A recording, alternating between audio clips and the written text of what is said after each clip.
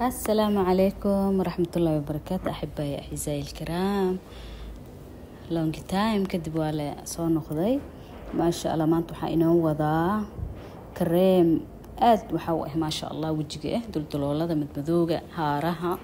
halkan waxaan ku haysanaa qajaar, hadda waxaan ku shubanaynaa warango oo wax walba gurigaaga ka heli kartid.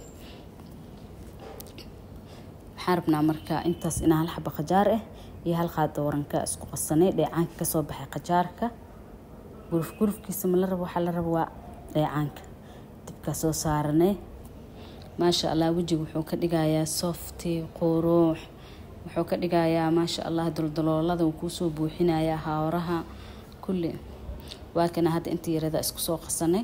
hadda waxaan ku shuban doonaa aloe vera gel nooc alaal nooca haysatid oo face ka ما شاء الله.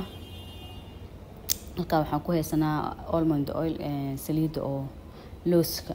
waa jecelahay aan saliid looska laana dehydration ay u sameysaa wajiga oo ما شاء الله.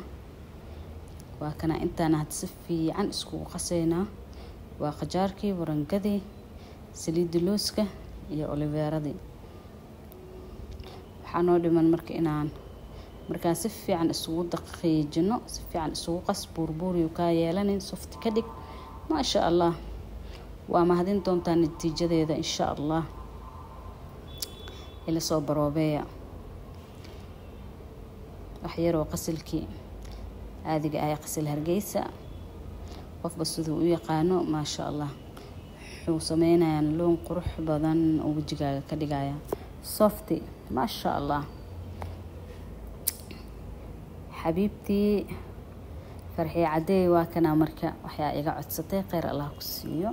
loon kitaab waa ka cudur daaranaya asxaabteeda inaan muddo 10 bilood ku dhow aanan agtooda soo istaagin. waa kana marka saasa u marinay jirkaaga 10 daqiiqo kadib biyo caadi ah iskaga dhaqay. ما شاء الله kareem qurux badan